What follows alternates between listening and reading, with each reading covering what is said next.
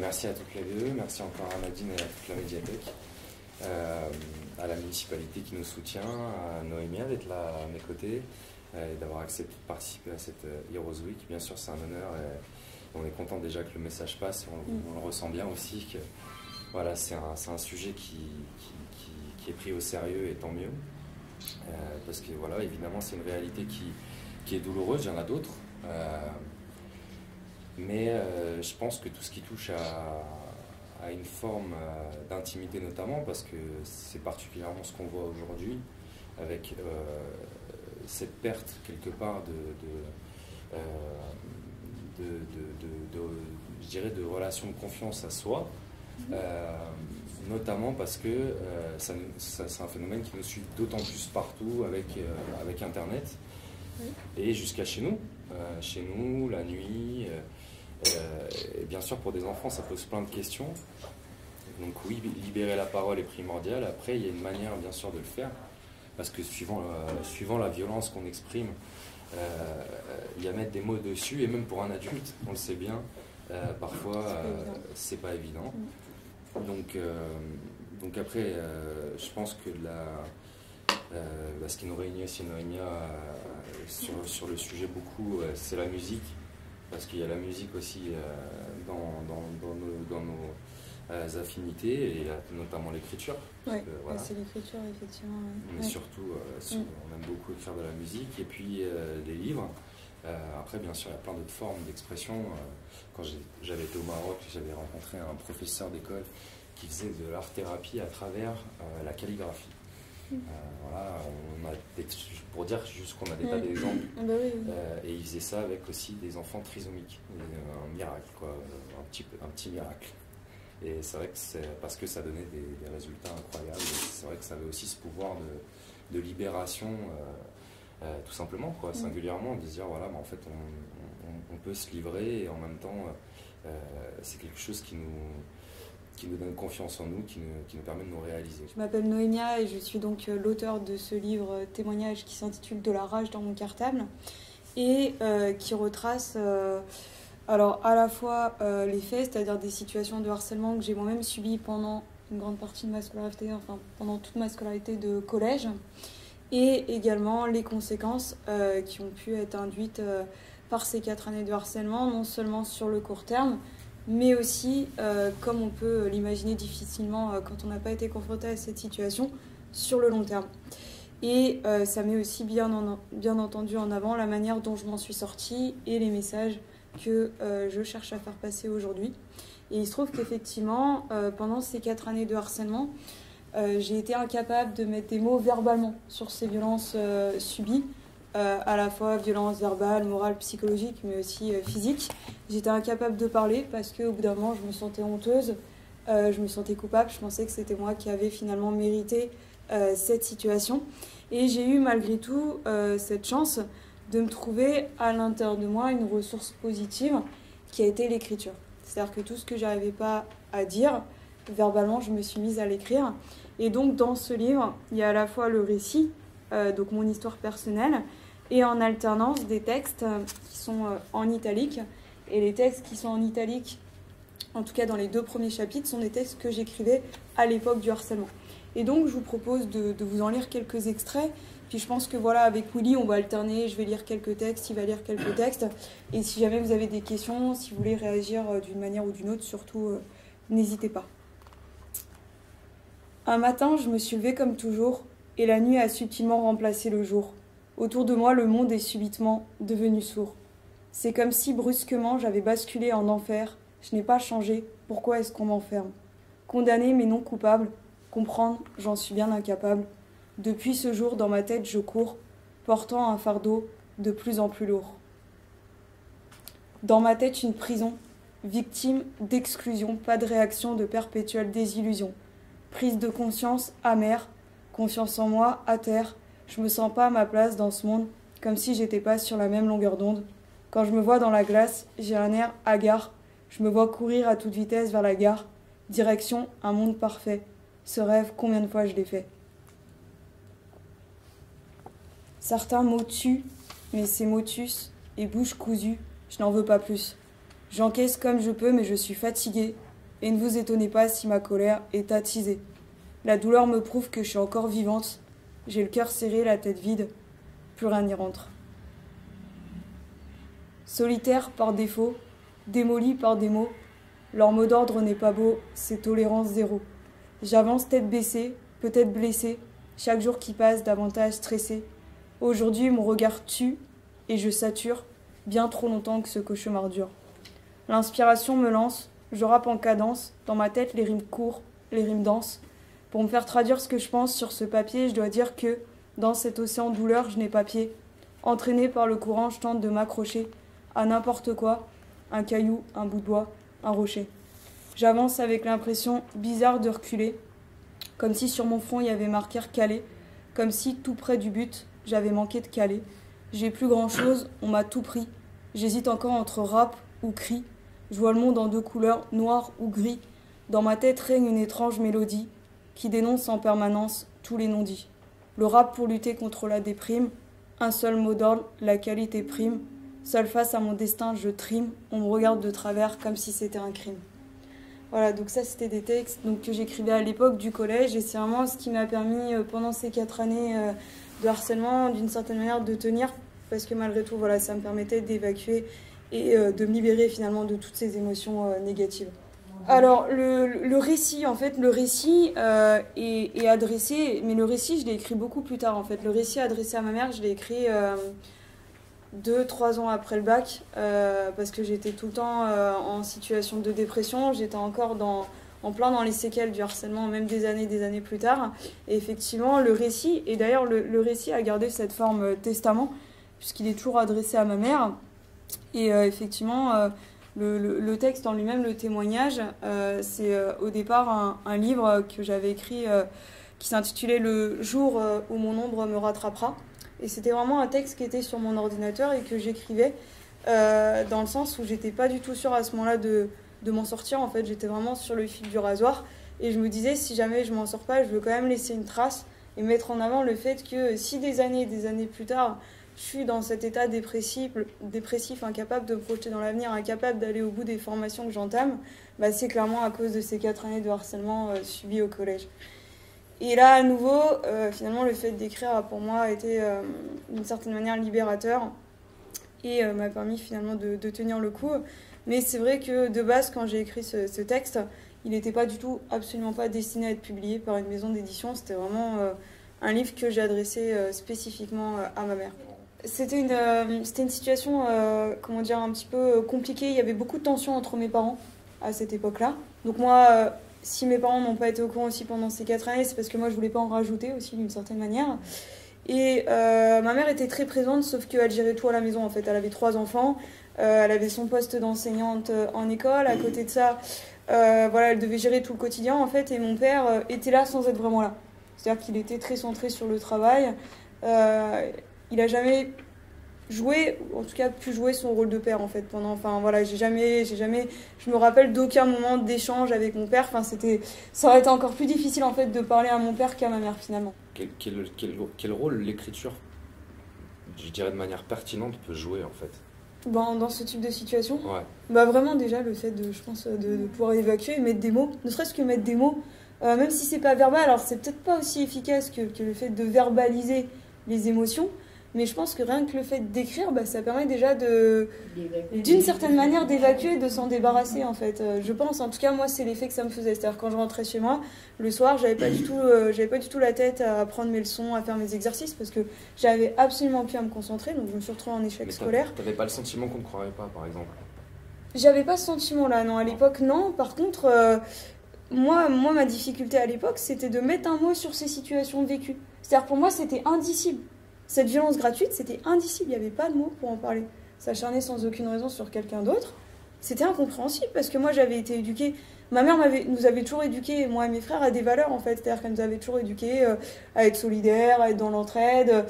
C'est d'ailleurs les valeurs qu'elle véhiculait dans son école et donc moi quand je me suis retrouvée face à cette violence gratuite, j'ai pas su comment réagir et j'avais même pas de mots pour en parler quoi, parce qu'à l'époque on n'avait pas du tout ce mot harcèlement scolaire, on commençait à peine à parler du harcèlement moral dans le milieu du travail et c'est vrai que du coup je pense que j'ai manqué aussi de mots et j'avais l'impression d'être la seule à vivre ça. Donc c'était vraiment une ressource de confiance. Voilà. Il faut trouver de la confiance déjà. C'est ça, exactement. Déjà, oui, tout à fait, oui. Oui.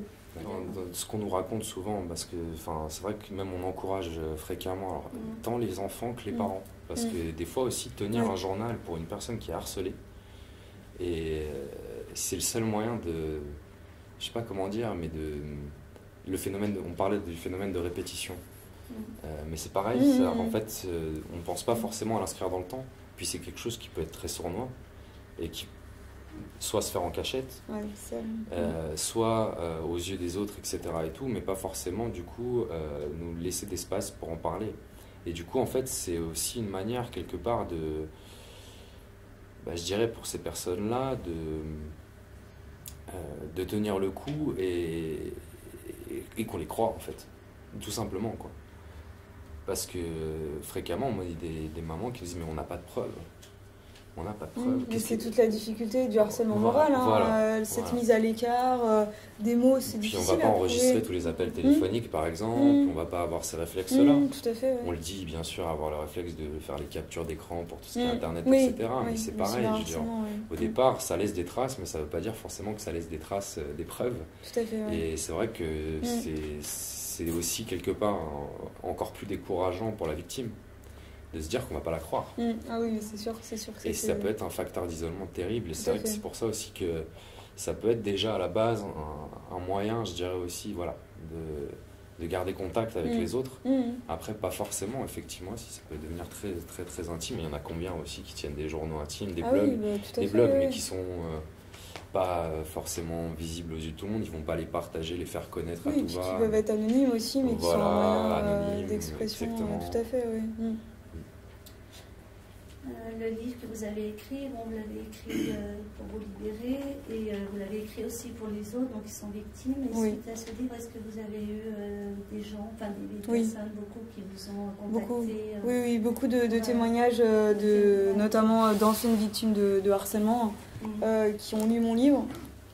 Et parfois totalement par hasard en fait, qui sont par exemple tombés dessus dans une médiathèque ou dans une librairie et qui pensaient même pas que ça parlait du harcèlement en fait, parce que de la rage dans mon cartable, bon, on peut pas forcément tout de suite dessus sur ce titre mettre le harcèlement, et beaucoup m'ont dit qu'en lisant mon témoignage en fait, ils s'étaient rendus compte que eux-mêmes avaient vécu cette situation, c'est-à-dire ils étaient au moment où ils ont lu le livre, ils n'avaient pas mis ce mot harcèlement sur ce qu'ils avaient vécu finalement.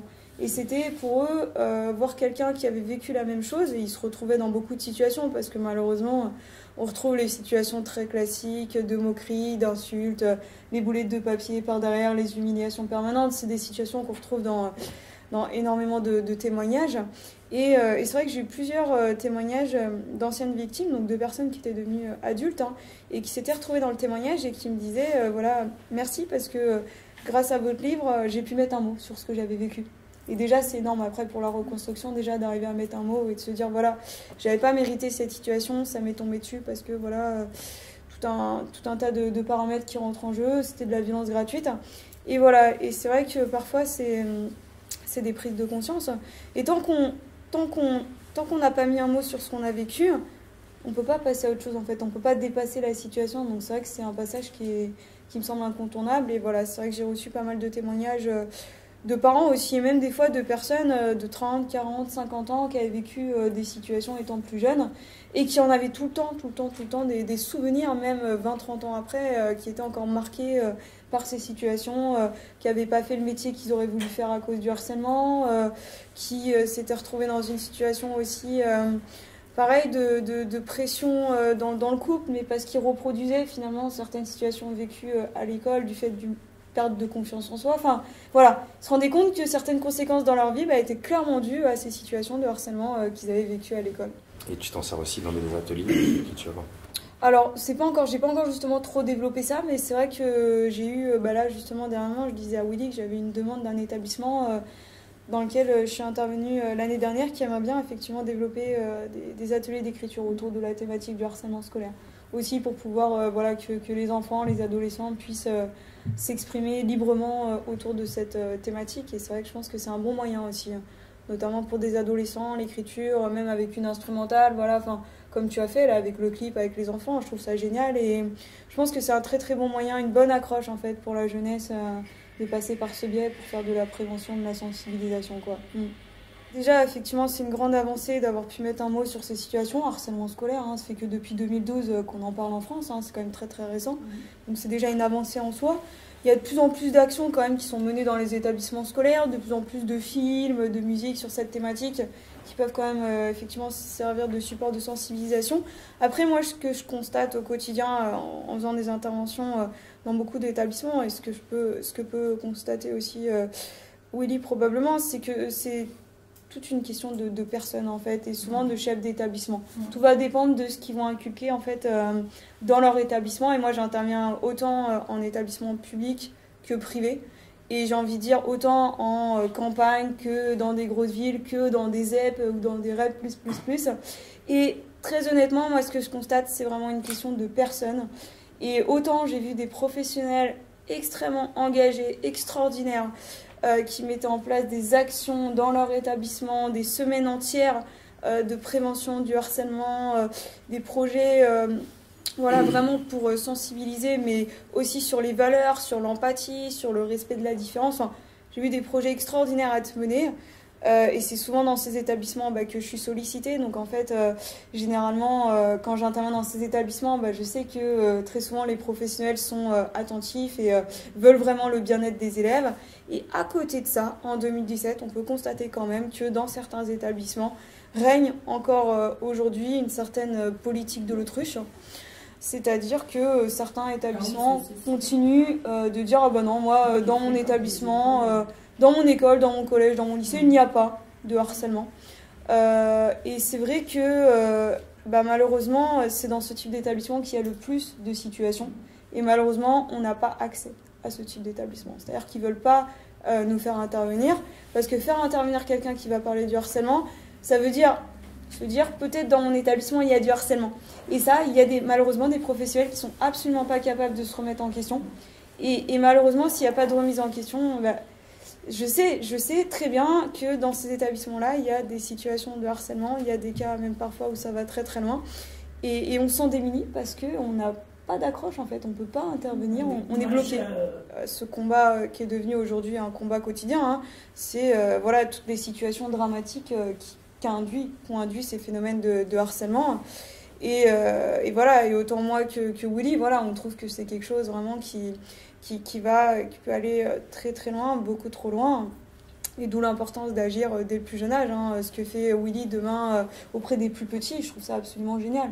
C'est absolument génial parce que si on arrive à toucher comme ça, à inculquer des valeurs aux tout petits, et ça reste en fait. Et plus ils vont être, plus il y aura ce type de prévention tôt, plus l'empathie, plus la coopération, la solidarité, elle sera présente.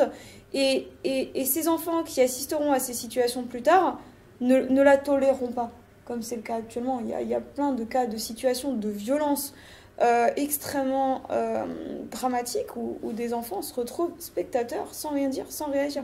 Effectivement, si tous les ans, au moins très régulièrement, ils ont ce type d'action de prévention, de sensibilisation, on ne peut plus tolérer ce type de situation. Et même adultes, parce qu'après le harcèlement, on le retrouve dans le milieu du travail, on le retrouve à tous les niveaux, ces situations de harcèlement. Si on n'a pas été éduqué à ça étant enfant, on sera malheureusement... encore spectateur dans le monde adulte en fait, et c'est pour ça que le travail de fond il est vraiment extrêmement important à mener quoi, tout à fait, oui. Alors là c'est vraiment quelque chose de totalement, ça reste très très tabou dans mon collège, très très très tabou, c'est-à-dire que moi j'ai eu l'occasion d'avoir des liens avec la fédération de parents d'élèves de Vence, donc la ville dans laquelle j'étais scolarisée. Et en fait, eux, ils voulaient mettre en place un gros projet de prévention dans tous les établissements de Vence, notamment au collège de Vence où j'étais moi-même élève. Ils voulaient me faire intervenir. Et en fait, ils ont parlé du projet au principal, qui est c'est plus du tout la même équipe qu'à l'époque où j'étais au collège. Ça a complètement changé. Et en fait, quand ils ont donné mon nom comme intervenante, en fait, il paraît, c'est ce que m'a raconté la FCPE, que le visage du principal s'est complètement figé, qu'il a fermé le stylo qu'il avait à la main, il a dit « Ah non, pas question, elle va venir rendre des comptes. Pas question, elle va venir rendre des comptes. » Ça a été sa réaction. Et donc moi, par la suite, la FCPE m'avait fait ce retour. Moi, par la suite, j'ai décidé d'écrire une lettre en disant voilà, que je faisais des actions dans tous les établissements. Enfin, voilà, en disant que je savais qu'il y avait un besoin particulier dans cet établissement. Donc, j'ai transmis cette lettre directement au principal, qui ne m'a jamais répondu, jamais eu de réponse. Et malheureusement, je sais que dans cet établissement, il y a des cas de harcèlement encore aujourd'hui. Il y a une tentative de suicide d'un élève de 6e il y a 2 ans, dans ce même établissement. Et malheureusement, toujours la même réaction en fait, des principaux adultes de l'établissement. J'avais même été contactée par une maman d'élève qui était en pleurs et qui me disait qu'elle sortait d'un rendez-vous avec la CPE et que la CPE venait lui dire que sa fille qui était harcelée depuis 2 ans, c'était normal si elle était harcelée, qu'elle l'avait cherchée. Et que c'était quelque chose qui n'allait pas la tuer, que ça forgeait le caractère. Voilà, en 2016, ce type de réaction. C'est dur à entendre, hein. C'est dur à entendre. Et on se demande vraiment ce qui peut...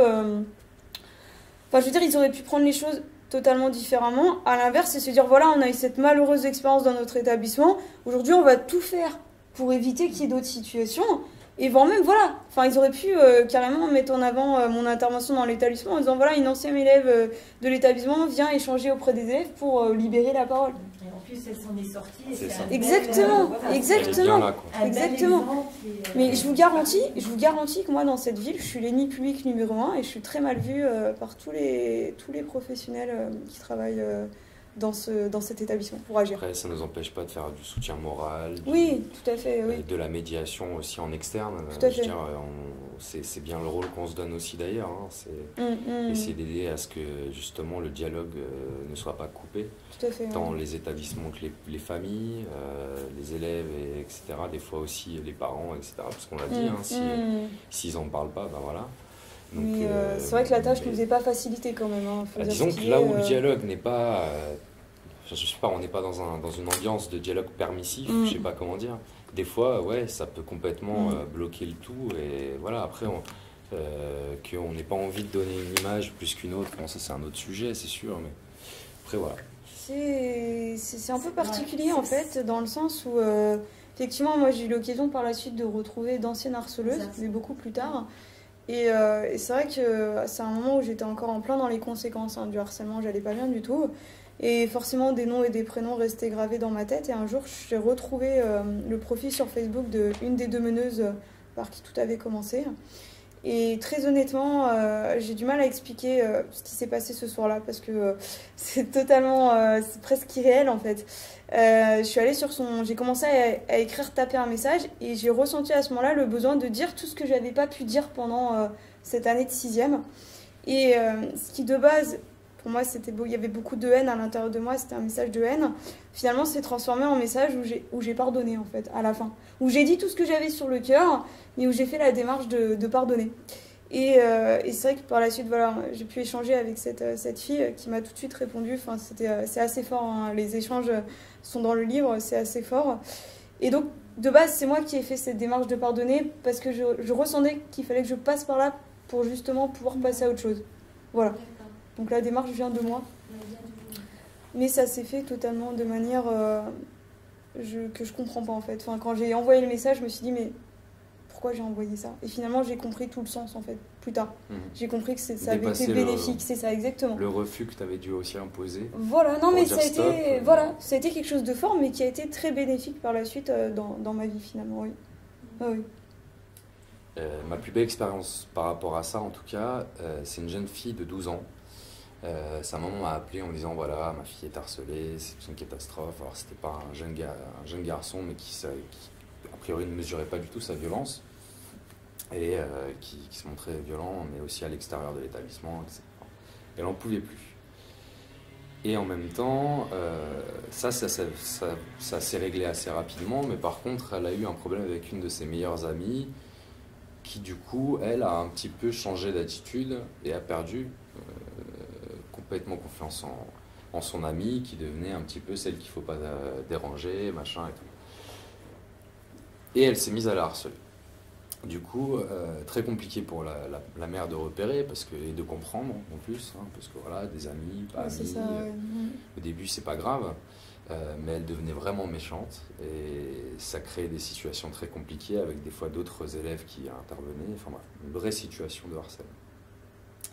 Et la manière qu'on a eu de le régler, c'est que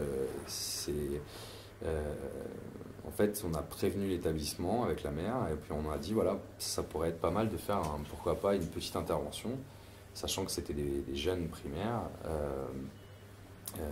notamment au départ, et que ça pourrait être bien de parler de ces choses-là, au moins tu lui permets d'en parler de manière un petit peu avec les autres, quoi. Et du coup, elle a fait écrire des poèmes à la classe.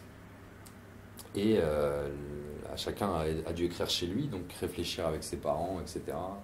Donc c'était intéressant. Et elle est venue avec un poème qu'on avait écrit avec elle et sa maman. Et c'était très court, quoi. C'était pour 4 lignes, mais pour résumer qu'elle avait envie de retrouver son école comme avant. Et ça a tellement touché la classe qu'il y a eu des larmes. Et en même temps, ça a libéré les choses et ça a libéré la parole. Et du coup, ça s'est réglé comme ça. Alors, c'est un peu magique, on ne dit pas que ça arrive tout le temps, mais c'est une des plus belles expériences en moi qui m'avait le plus touché, parce que forcément aussi peut-être, plus ils sont jeunes, plus on est surpris des fois aussi de leur capacité justement à la résilience. Et c'est assez beau aussi, on arrive à trouver des résultats magnifiques. Et en même temps, il y a tous les âges. On le disait par rapport au fait aussi qu'il faut toujours des gens pour témoigner. Et que tant que dans les 3/4 des problèmes, des conflits que l'humanité connaît, s'il n'y a pas d'anciennes victimes pour parler, on n'en sait jamais rien. Donc c'est vrai que c'est très important aussi. Et en même temps, il y a un conflit peut-être qui est générationnel. C'est pour ça que ça a pris un peu du temps. En tout cas, c'est ce qu'on dit par rapport à Internet. Et au fait que ça, c'est un phénomène très nouveau. Et du coup, on a un petit peu les gros yeux quand on parle de harcèlement. Mais en réalité, on l'a tous connu. Enfin, je veux dire... avant, ça ne change pas fondamentalement, c'est juste la notion de processus identitaire, forcément avec Internet. Voilà, c'est ça, la deuxième identité quelque part, et qui devient des fois, qui gomme la première, l'identité virtuelle qui gomme la réelle. Et c'est vrai qu'on voit bien, du coup, il y a une notion aussi on est beaucoup aussi obligé de travailler sur ces sujets-là. La construction d'une identité aujourd'hui, à notre époque, etc. L'éducation aux médias, la relation finalement à la société, quoi. Donc ça fait partie aussi de leur construction citoyenne. Moi, je vais vous lire des textes, mais il y a tous les âges. On a fait donc, moi je suis l'auteur donc de Les enfants c'est héros et les parents c'est héros. 2 livres qui ont... Vous m'excuserez les post-it, hein, et Le Petit, le Grand, quoi, Les enfants c'est héros, les parents c'est héros, et Les Innocents, en fait, ça c'est un collectif d'auteurs. Collectif d'auteurs qu'on a créé parce qu'on s'est dit, voilà, on a compris tout de suite que l'écriture serait un super moyen d'agir, et puis qu'à travers finalement aussi une sensibilité, on pouvait découvrir des choses magnifiques et faire aussi plus qu'inverser la vapeur, mais permettre des fois aussi à certains de se découvrir un talent, donc c'était super. Et voilà, et là dans Les Innocents, en fait, à chaque année on en sort un, et il y a 5 auteurs en moyenne, qui travaillent donc ensemble sur un ensemble, c'est-à-dire que le livre a toujours un peu une thématique, on prend un peu une couleur, mais c'est des témoignages. On ne s'est pas limité au harcèlement, parce que on pense que c'est important aussi de permettre de parler de tout pour comprendre. Et puis aussi pour les parents, parce qu'on se rend compte qu'il y a beaucoup de parents qui nous disent aussi, moi j'ai vécu des choses, et en fait je suis incapable d'en parler avec mon enfant, parce que j'ai pas envie qu'il sache ce que moi j'ai vécu, parfois. Il y a des tabous, comme dans toutes les familles, parfois. Il y a ces choses-là aussi. Et on se rend compte que des fois d'écrire, c'est presque une thérapie familiale aussi, des fois. C'est-à-dire qu'on se passe des messages, effectivement, qu'on ne se disait pas, et ça peut libérer des choses, parfois même... La magie de l'écriture aussi, c'est des choses qui peuvent être très douloureuses si elles sont bien dites. Et avec le recul, elles peuvent créer des choses aussi magnifiques. Je vais vous lire, donc ça c'est un poème de... Si je me souviens bien. C'est Adélaïde, il me semble. Adélaïde Dias. Donc ça c'est une jeune qu'on a aidée. qu'on continue de suivre, qui fait plein de choses maintenant, mais qui fait des études notamment autour de la littérature, mais qui veut aussi se consacrer aux autres, donc elle veut faire dans le social et tout ça.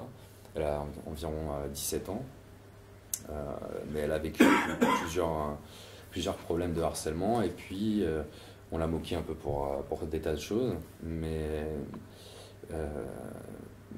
elle a aussi vécu une fugue, c'est-à-dire qu'elle a tellement eu peur des conséquences qu'elle a fugué.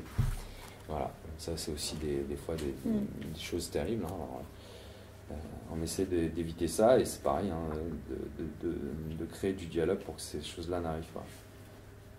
Donc libre, voilà. Alors, parce qu'elle courait après sa liberté, c'est pour ça que je pense que ce poème parle pas particulièrement. Exprimer ses ressentis, sans même dire mot. Explorer son âme, indécise, en silence. Mots refoulés, mots étouffés, âme doucereuse. Et tous ces non-dits, ses émotions, ses sentiments, en exprimer ses idées, loin des souffrances. Les mots s'envolent, couleurs lumineuses, dansant dans le tourbillon de la vie. Ne plus avoir peur, qu'importe la manière. Libérez votre cœur. Alors rêvez, rire, aimer, juste pour la grâce, l'euphorie de l'instant, simplement être soi. Voilà, c'est parler de trouver du détachement, ou inversement de retrouver de la confiance en soi, se confier, libérer la parole, et parfois aussi carrément s'évader, hein, parce que là c'est de la belle poésie, hein, je trouve, pour une... c'est ça aussi, hein, des fois on trouve des... C'est des vrais trésors. J'aime bien aussi ce passage, ça c'est elle aussi. Elles se pensent, se répondent et se distinguent des autres. Elles sont belles, ces valeurs.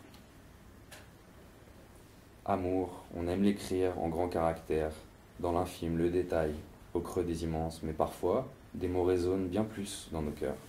Haine, souffrance, abandon, violence. Comme vous, certainement j'ai connu tous ces épisodes dramatiques qui nous font perdre espoir. On s'en remet plus ou moins aux autres. On erre, on se heurte au même mur. Ces moments nous hantent, jusqu'à saisir une nouvelle chance, en s'accrochant au peu qu'on a pour inscrire, même à bout de force, à bout de souffle, dans nos cœurs, en grand caractère, espoir.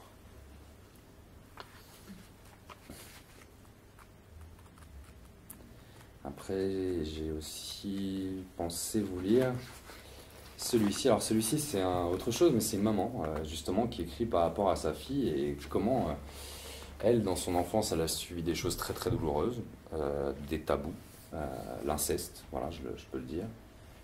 Et elle a participé à ce livre de manière anonyme.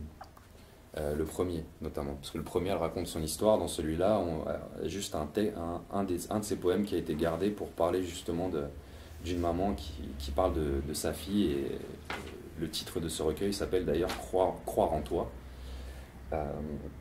Et sa fille est porteuse de handicap.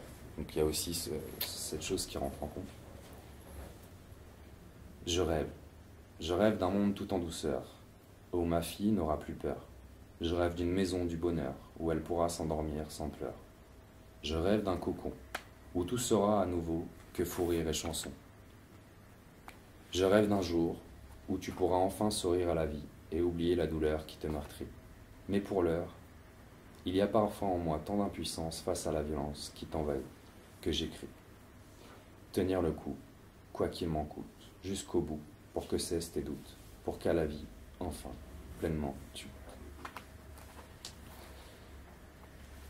Je le trouve vraiment poignant parce que en plus, je connais bien évidemment cette famille et c'est vrai que c'est des artistes, hein, mais en plus cette force, voilà, et puis je pense qu'elle a beaucoup, voilà, les parents ont beaucoup à dire.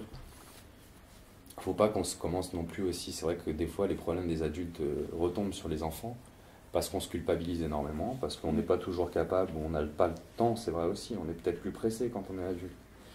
C'est toujours un argument pour l'être, mais c'est vrai que c'est pas facile forcément non plus d'exprimer ses émotions, et puis